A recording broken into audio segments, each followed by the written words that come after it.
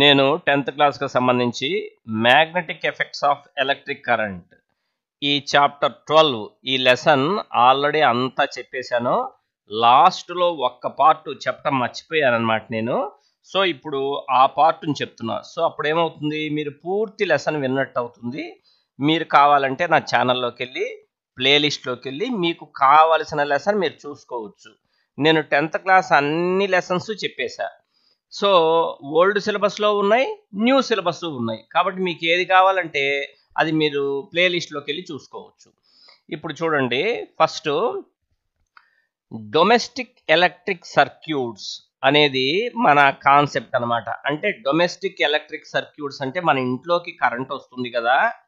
మరి ఇంట్లోకి వచ్చే కరెంటు ఏ పద్ధతిలో వస్తుంది అనేదన్నమాట ఇప్పుడు. డొమెస్టిక్ ఎలక్ట్రిక్ సర్క్యూట్స్ అంటే ఇన్ అవర్ హోమ్స్ అంటే మన ఇళ్లల్లో we receive supply of electric power through a main supply.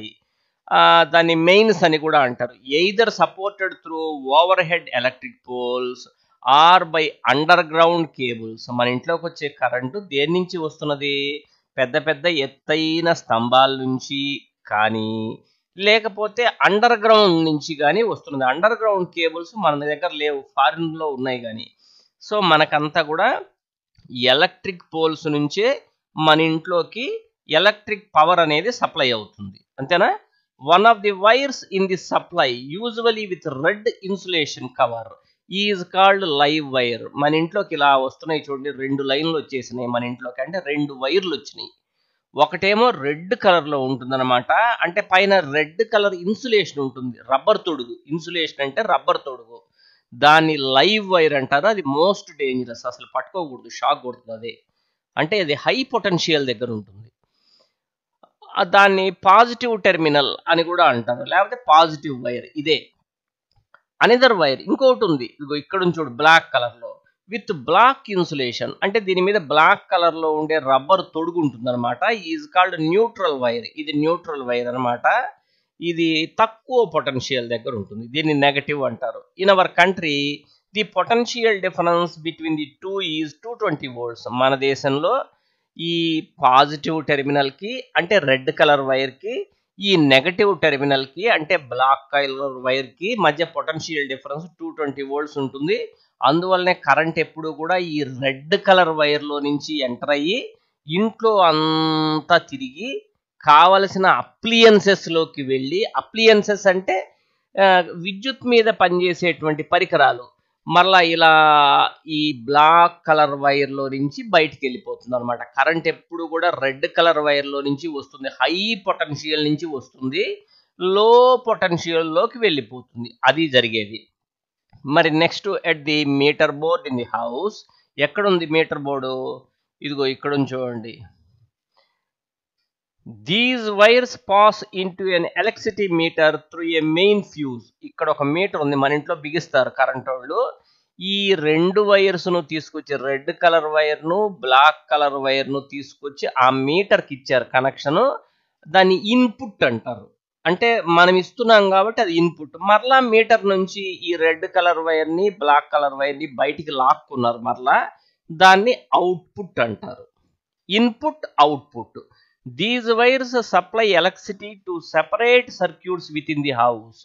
ఈ బయటకు వచ్చినటువంటి వైర్లు మన ఇంట్లోకి కరెంటును సప్లై చేస్తాయి వేరు సర్క్యూట్స్ నుంచి. Often to separate circuits are used. జనరల్గా మన ఇంట్లో 2 రకాలైన సర్క్యూట్స్ ఉంటాయి, ఒకే సర్క్యూట్ ఉండదు. One of 15 amperes current rating for appliances with higher power rating such as geysers, air coolers, etc. ఒకటేమో 15 ఆంపియర్లు కరెంట్ వచ్చేటువంటి సప్లై, ఇదిగో ఇక్కడ ఉంటుంది, అదంతా కూడా డిస్ట్రిబ్యూషన్ అంతా కూడా దీంట్లో ఉంటుంది. మరి ఇక్కడ 2 రకాలైన సర్క్యూట్స్ని ఇంట్లోకి పంపిస్తారు. ఒక సర్క్యూట్లో 15 ఆంపియర్ 15 ఆంపియర్స్ కరెంట్ వస్తుందన్నమాట, కొంచెం ఎక్కువ కరెంట్ అది. అవి హై రేటింగ్ ఉండే ఎలక్ట్రికల్ అప్లియన్సెస్, అంటే ఈ గీజర్స్ వాటికి ఎక్కువ కరెంట్ కావాలి, లేకపోతే కూలర్స్ వాటికి వెళ్తుందనమాట. మరి ఇంకొక రకమైనది ఏంటి, 5 ఆంపియర్స్ ఉండేది, అవి చిన్న చిన్న బల్బ్స్ ఫ్యాన్స్కు సరిపోతుంది. సో మన ఇంట్లోకి ఇలా, మన ఇంట్లో ఒక మీటర్ ఉంది కదా, మీటర్లో నుంచి కరెంటు బయటకు వచ్చింది, అవుట్పుట్ అంటారు. మీటర్ నుంచి అవుట్పుట్, ఆ కరెంటు ఇంట్లోకి ఇన్పుట్ అయింది. మరలా అక్కడ 2 సర్క్యూట్స్గా విడిపోయింది. ఒకటేమో తక్కువ కరెంట్ ఉండే సర్క్యూట్, ఒకటేమో ఎక్కువ కరెంట్ ఉండే సర్క్యూట్. ఓకేనా? The earth wire which has insulation of green colour is usually connected to A metal plate deep in the earth near the house. ఈ 2 వైర్లే కాకుండా ఇంకొక గ్రీన్ కలర్ వైర్ ఒకటి ఉంది చూసారా, దాన్ని ఎర్త్ వైర్ అంటారు. దాన్ని తీసుకొచ్చి మన ఇంట్లో ఏం చేస్తారంటే, ఇల్లు కట్టేటప్పుడే లోతుగా ఒక ప్లేస్లో కొంచెం తవ్వేసి అక్కడ కాస్త ఉప్పు అంటే సాల్ట్ పోసి దాంట్లోకి ఈ ఎర్త్ వైర్ని నేలలోకి పూర్తిగా గుచ్చేస్తారు ఆ సాల్ట్లో నుంచి. సార్ ఎందుకు సార్ ఈ వైర్ అవసరం ఏంటి సార్ అంటే, కొన్ని సందర్భాలలో ఏదైనా కరెంట్ ఎక్సెస్ వచ్చినప్పుడు లేదా షార్ట్ సర్క్యూట్ జరిగినప్పుడు ఆ అదనంగా ఉన్న కరెంటు నేరుగా ఇలా ఎర్త్ వైర్లో నుంచి ఎర్త్లోకి వెళ్ళిపోతుంది, భూమిలోకి. దానివల్ల మనకు షాక్ కొట్టకుండా ఉంటుందన్నమాట. Especially for those appliances that have a metallic body, for example electric press, toaster, table fan, refrigerator, ఇలాంటి వాటికి మెటల్ బాడీ ఉంటుంది. ఈ మెటల్ బాడీ ఉన్నప్పుడు మనం పట్టుకుంటే షాక్ కొడుతుంది. మరి అలాంటి సందర్భాలలో వీటిని ఖచ్చితంగా ఎర్త్ చేయాలి. మన ఇంట్లో కంప్యూటర్ ఉందనుకోండి, కంప్యూటర్ని ఎర్త్ చేస్తారు అంటే ఈ గ్రీన్ వైర్ తోటి ఎర్త్ చేయాలి, లేదా ఎర్త్ చేసిన దానికి కంప్యూటర్ని కనెక్షన్ ఇవ్వాలి. అలానే ఫ్రిడ్జ్ కానీ ఇవన్నీ ఎర్త్ చేసి ఉండాలి ఖచ్చితంగా, లేకపోతే ఆ మెటల్ బాడీని పట్టుకుంటాం కదా, షాక్ కొడుతుంది.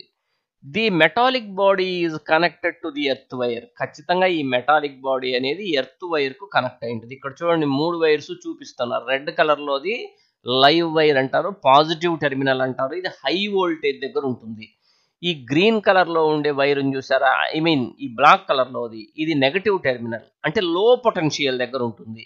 సేఫ్టీ కోసం ఒక వైర్ గ్రీన్ కలర్లో ఉంటుందన్నమాట, దాన్ని ఎర్త్కు కనెక్ట్ చేసి ఉంటారు. ఓకేనా? The metallic body is connected to the earth wire which provides a low resistance conducting path for the current. Thus it ensures that any leakage of current to the metallic body of the appliance, ఏదైనా పొరపాటున current కొంత leakage కనుక ఉన్నట్టయితే ఆ leak అయిన current నువ్వు metallic బాడీని పట్టుకోగానే, అంటే అది రిఫ్రిజిరేటర్ కావచ్చు ఏదైనా కావచ్చు, నీకు షాక్ వస్తుంది. Keeps it's potential to that of the earth and the user may not get a severe electric shock. ఆ లీకేజ్ అయిన కరెంటు ఇవన్నీ ఉన్నాయి చూడు, దీన్ని ఏం చేశారు, ఇది ఫర్ ఎగ్జాంపుల్ ఇదే రిఫ్రిజిరేటర్ అనుకో, ఈ రిఫ్రిజిరేటర్ ఏమైపోయింది, నేరుగా తీసుకెళ్ళి ఇలా కలిపేసాం మనం ఎర్త్కి, అందువల్ల మనకు షాక్ కొట్టకుండా ఉంటుంది. ఓకేనా? అది జరిగేది. ఇక్కడ చూడండి స్కీమాటిక్ డయాగ్రామ్ అంతా, ఇంట్లో డొమెస్టిక్ ఎలక్ట్రిక్ సప్లై అంతా ఎలా ఉంటుంది అనేది ఇక్కడ స్కీమాటిక్ డయాగ్రామ్ మొత్తం ఇచ్చేస్తున్నాడు. ఓకేనా? అది ఇక్కడ జరిగింది. ఇక్కడ చూడండి ఇదంతా మీకు తెలుస్తుంది ఏమేమి ఉన్నాయి ఇక్కడ అనేది. ఇక్కడ మనకి ఇంట్లోకి ఎంటర్ అయింది కదా కరెంటు, ఇంట్లోకి ఎంటర్ అయిన కరెంట్ ఇలా వచ్చినప్పుడు ఇదిగో ఇక్కడ ఎలక్ట్రిక్ బోర్డు ఉంది, దీంట్లో ఫ్యూజ్ కూడా ఉంటుంది, మళ్ళీ ఎలక్ట్రిక్ మీటర్ ఉంటుంది. ఎలక్ట్రిక్ మీటర్ నుంచి వచ్చిన కరెంటు ఇంట్లో ఇక్కడ ఎంసీబీలని ఇవన్నీ ఉంటాయి, 2 సర్క్యూట్స్గా విడిపోయి హై కరెంట్ ఉండే సర్క్యూట్ ఒకటి, లో కరెంట్ ఉండే సర్క్యూట్ ఒకటి ఇలా వెళ్ళిపోయింది అనమాట ఇంట్లోకి. ఈ రెడ్ కలర్ వైర్లో నుంచి కరెంట్ వస్తుంటుంది. ఎక్కడికక్కడ స్విచ్లు పెట్టుకోవచ్చు మనం, దాన్ని స్విచ్ ఆన్ చేసుకోవచ్చు, ఆఫ్ చేసుకోవచ్చు. ఇది ఫర్ ఎగ్జాంపుల్కి మన ఇంట్లో ఉండే గీజర్ అనుకో, గీజర్ అంటే నీళ్ళని వేడి చేసేటువంటిది, ఇక్కడ స్విచ్ పెట్టుకోండి, అప్పుడు అది గీజర్ ఆన్ ఆఫ్ చేసుకోవచ్చు. ఇది మన ఇంట్లో ఉండే రిఫ్రిజిరేటర్ అనుకోండి, అక్కడ ఒక స్విచ్ పెట్టుకోవచ్చు. ఇది మన ఇంట్లో ఉండే ఏసీ అనుకోండి, అక్కడ ఒక స్విచ్ పెట్టుకోవచ్చు. ఇవన్నీ ప్యారలల్ కనెక్షన్లో ఉంటాయి. మీకు తెలుసు కదా, ఇంతకుముందు చాప్టర్లో నేను ప్యారలల్ కనెక్షన్ అంటే ఏంటో చెప్పున్నా. సరే, okay. In each separate circuit, ప్రతి సర్క్యూట్లో కూడా different appliances can be connected across the live and neutral wires. ప్రతి సర్క్యూట్లో కూడా ఈ లైవ్ వైర్ ఉంది, న్యూట్రల్ వైర్ ఉంది, అంటే ప్లస్ మైనస్ 2 ఉన్నాయి. Each appliances has separate switch on off. ప్రతిదానికి ఒక ఆన్ ఆఫ్ స్విచ్ పెట్టుకోవచ్చు, దానికి పెట్టుకోవచ్చు. The flow of current through it in order to that each appliances has equal potential difference. మరి అన్నిట్లో కూడా పొటెన్షియల్ డిఫరెన్స్ ఒకటే ఉంటుంది.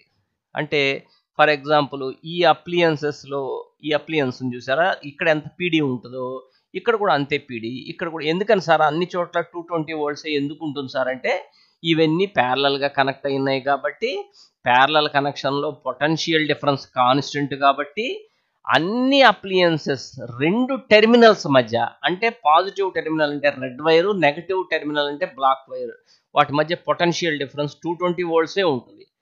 In order that each appliance has equal potential difference, they are connected parallel to each other.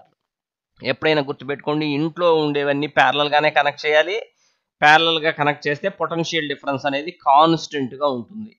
Electric fuse is an important component of all domestic circuits. ఖచ్చితంగా electric fuse అనేది మన ఇంట్లో ఉండాలి. We have already studied the principle and working of a fuse in the previous chapter. మనము దీని ముందు చాప్టర్లో ఫ్యూజ్ని గురించి ఆల్రెడీ నేర్చుకొని ఉన్నాం. అయినా నేను ఇప్పుడు ఏం చేస్తానంటే ఫ్యూజ్ని గురించి బ్రీఫ్గా మీకు గుర్తు చేస్తా. జాగ్రత్తగా మీరు అబ్జర్వ్ చేయండి.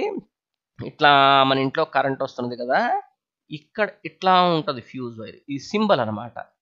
ఇంట్లోకి వచ్చిన కరెంట్ ఇట్లా వస్తుంది. మనం ఇక్కడ ఒక ఫ్రిడ్జ్ వాడుకోవచ్చు, మరి ఇక్కడ ఏదైనా నీ ఇష్టం ఒక గీజర్ వాడుకోవచ్చు, ఇక్కడ ఇంకోటి ఏదైనా, ఇవన్నీ ప్యారలల్ ఉంటే మళ్ళీ ఇట్లా బయటకు వచ్చేసింది కరెంటు. బయటకు వచ్చిన కరెంట్ ఇట్లా వెళ్ళిపోతుంది. సో ఇది బయటికి వెళ్ళేది, ఇదేమో ఇంట్లోకి వచ్చేది. ఇంట్లోకి వచ్చే కరెంటులో ఫస్ట్ ఫ్యూజ్ వైర్లో నుంచే రావాలి. ఇదే ఫ్యూజ్. ఖచ్చితంగా మన ఇంట్లోకి ఎంటర్ అయ్యే కరెంటు ఫ్యూజ్ వైర్లో నుంచి ఎంటర్ అవ్వాలి. ఒకవేళ ఎక్కడైనా షార్ట్ సర్క్యూట్ జరిగితే, షార్ట్ సర్క్యూట్ జరగటం అంటే ఏంటి, కరెంటు పోవాల్సిన దారిలో పోకుండా ఎగిరి దూకుతుందన్నమాట. ఇక్కడి నుంచి ఇటు పోయిందనుకో దగ్గర దారిలో, అప్పుడు షార్ట్ సర్క్యూట్ అంటారు. అప్పుడు ఎంబడే ఈ ఫ్యూజ్ వైర్ ఏమవుతుందంటే మెల్ట్ అయి తెగిపోవాలి. అందువల్లనే ఫ్యూజ్ వైర్కు రెండు ఇంపార్టెంట్ లక్షణాలు ఉండాలి. ఒకటి లో మెల్టింగ్ పాయింట్, ఏ మాత్రం కొంచెం వేడెక్కినా కూడా కరిగిపోయి తునిగిపోవాలి. అప్పుడు ఏమవుతుంది, సర్క్యూట్ కట్ అయిపోతుంది అనమాట. కాబట్టి ఫ్యూజ్ వైర్కు రెండు ముఖ్యమైన ప్రాపర్టీస్ ఉంటాయి. లో మెల్టింగ్ పాయింట్, త్వరగా మెల్ట్ అయిపోవాలి, ఏమాత్రం వేడి దగ్గర మెల్ట్ అయిపోవాలి. రెండోది అది థిన్ వైర్ అయి ఉండాలి, లా ఉండకూడదు, చాలా సన్నంగా ఉండాలి. ఎందుకంటే ఏమాత్రం ఓవర్లోడింగ్ అయితే, ఓవర్లోడింగ్ అవ్వటం అంటే ఏంటి, మన ఇంట్లోకి వచ్చే కరెంటు 5 యాంపియర్స్ నుంచి 20 యాంపియర్స్ మధ్యలోనే ఇంట్లోకి రావాలి. ఒకవేళ ఏ కారణం చేతైనా 20 యాంపియర్స్ కంటే ఎక్కువ కరెంటు మన ఇంట్లోకి ఎంటర్ అయితే, అలా అవటాన్ని ఓవర్లోడింగ్ అంటారు. మన ఇంట్లో ఉండే అప్లియన్సెస్ కాలిపోయే ప్రమాదం ఉంది, డ్యామేజ్ అవుతాయి. అందువల్ల ఎంబడే ఫ్యూజ్ వైర్ ఏమవుతుందంటే కరిగిపోయి మెల్ట్ అయిపోతుంది, కట్ అయిపోతుంది. కావాలంటే మళ్ళీ ఇంకో ఫ్యూజ్ వేసుకుంటాం. సో ఫ్యూజ్ వైర్ అనేది చాలా ఇంపార్టెంట్ థింగ్. అది ఎప్పుడు సిరీస్లోనే ఉంటుంది మన ఇంట్లోకి. సిరీస్లో అంటే దానిలో నుంచే కరెంట్ రావాలి. దానికి రెండు ఇంపార్టెంట్ ప్రాపర్టీస్ ఉన్నాయని నేను చెప్పాను, మీకు గుర్తుపెట్టుకోండి. ఫ్యూజ్ వైర్ సింబల్ ఏంటంటే అట్లా ఉంటుంది. ఓకేనా? Next, a fuse in a circuit prevents damage to the appliances and the circuit due to overloading. ఒకవేళ ఓవర్లోడింగ్ అయితే డ్యామేజ్ కాకుండా కాపాడుతుంది. Overloading can occur when the live wire and the neutral wire come into direct contact. పొరపాటున plus minus ఎక్కడైనా touch అయినాయి అనుకో, అదే overloading అంటే షార్ట్ సర్క్యూట్ అయినట్టు. This occurs when the insulation of wires is damaged. Insulation పోయిందనుకో, అంటే మనం ఏం చేస్తాము, రబ్బర్ తొడుగు ఉంది కదా అని కదా మనం అనుకుండేది. రబ్బర్ తొడుగు ఉంది ఏం కాదులే అని అనుకుంటుంటాం మనం. కానీ ఏమవుతుంది, ఈ రబ్బర్ తొడుగు ఎక్కడో చోట పోయి ఉంటుంది. దాని పక్కనే ప్లస్ మైనస్ వైర్లు అనమాట. ఇది ప్లస్, ఇది మైనస్. ఇక్కడ పోయేసరికి ఇక్కడి నుంచి కరెంట్ ఎట్టు దూకుతుంది, అది జరిగేది. ఒకవేళ అట్లా కాకుండా అప్లియన్స్లో కూడా ఫాల్ట్ ఉండొచ్చు, ఏదైనా మన ఫ్రిడ్జ్ ఏదైనా చెడిపోయి ఉండొచ్చు. అట్లాంటప్పుడు కూడా ఇన్ సచ్ ఏ సిచ్యువేషన్, అట్లాంటి సందర్భాల్లో the current in the circuit abruptly increases. సర్క్యూట్లో కరెంటు ఉన్నట్టుండి పెరిగిపోతుంది అనమాట. This is called short circuiting. ఇలా ఉన్నట్టే ఉండి కరెంటు పోవాల్సిన దారిలో పోకుండా అడ్డదారిలో పోయి కరెంటు ఉన్నట్టుండి పెరిగిపోవటాన్ని ఏమంటారంటే షార్ట్ సర్క్యూటింగ్ అంటారు. ఓకేనా? ఇలా ఉంటుంది ఫ్యూజ్ డయాగ్రామ్ కూడా జాగ్రత్తగా చూడండి. నెక్స్ట్, మరి the fuse of an electric the use of an electric fuse prevents the electric circuit and the appliance from a possible damage by stopping the flow of unduly highly electric current. ఒకవేళ ఏదైనా ఎక్కువ current వస్తే ఇంట్లో ఉండే appliances పాడైపోకుండా ఇది కాపాడుతుంది. The joule heating that takes place in the fuse melts it to break the electric circuit. మీకు తెలుసు కదా, ఇదిగో ఇదే కదా ఫ్యూజ్ వైరు, ఇది వెంబడి కరిగిపోతుంది వేడెక్కి. అలా వేడెక్కి కరిగిపోవటాన్నే జౌల్ హీటింగ్ ఎఫెక్ట్ అంటారు. Overloading can also occur due to an electrical accidental hike in the supply voltage. ఒక్కొక్కసారి ఓవర్లోడింగ్ ఎందుకు వస్తుందంటే బయట నుంచే ఎక్కువ కరెంట్ వస్తుంది, మన తప్పేం లేదు, బయట నుంచే ఎక్కువ కరెంట్ వస్తుంది మెయిన్ నుంచే, అప్పుడు కూడా ఓవర్లోడింగ్ అవుతుంది, వెంబడే ఫ్యూజ్ పోతుంది అంతే, మనకేం ఇబ్బంది లేదు, ఫ్యూజ్ ఉండాలి ఇంట్లో. Sometimes overloading is caused by connecting too many appliances to a single socket. ఒక్కోసారి మనం ఏం చేస్తామంటే ఒకే సాకెట్కి చాలా పెడతాం అనమాట. ఓ అమ్మ అన్ని గుచ్చుతాం దానికి సాకెట్కి, అప్పుడు ఏమవుతుందంటే ఓవర్లోడింగ్ జరిగి ఇలా డ్యామేజ్ అవుతాయి. The use of an electric fuse prevents the electric circuit and the appliance from a possible damage by stop. ఇదని చెప్పాను కదా నేను. ఇప్పుడు మీకేం చేస్తారంటే ఇక్కడ ఫ్రిడ్జ్ ఉంది కదా, ఈ ఫ్రిడ్జ్ మెటాలిక్ బాడీ కదా, ఈ మెటాలిక్ బాడీని ఇలా గ్రీన్ కలర్ వైర్తో ఎర్త్ చేయటం చూడండి. ఇది గ్రీన్ కలర్ వైర్, దీంతో ఎర్త్ చేస్తుంటుంది. ఓకేనా, ఇది ఫ్యూజ్ వైర్ యొక్క సింబల్. ఓకే, ఇది కాన్సెప్ట్ అంతా చెప్పుకున్నాం కదా. చిన్న చిన్న క్వశ్చన్స్ ఉన్నాయి. Name to safety measures commonly used in electric circuits and appliances. మన ఇంట్లో జాగ్రత్త కోసం మనం ఎలాంటివి తీసుకుంటామంటే ఎర్తింగ్, అంటే ఎర్త్ చేయాలి. మీకు తెలుసు కదా, గ్రీన్ కలర్ వైర్ తోటి భూమిలోకి సాల్ట్ అంటే ఉప్పేసి భూమిలో లోతుగా గుచ్చేస్తాం అనమాట, ఏమాత్రం ఎక్కువ కరెంట్ ఉన్నా ఎర్త్లోకి వెళ్ళిపోవటానికి. అలా చేయటాన్ని ఎర్తింగ్ అంటారు. ప్రతి ఇంట్లో ఖచ్చితంగా ఎర్తింగ్ అనేది చెయ్యాలి. అండ్ ఎలక్ట్రిక్ ఫ్యూజ్ అనేది మన ఇంట్లో ఖచ్చితంగా ఉండాలి. ఓకేనా, అది మనం తీసుకుంటే సేఫ్టీ మెజర్స్. సో ఇక్కడ చూడండి, ఈ ఎలక్ట్రిక్ ఓవెన్ అనేది పనిచేస్తున్నది కదా. మనం ఏం చేద్దామంటే power is equal P is equal to V I, ఇది ఫార్ములా.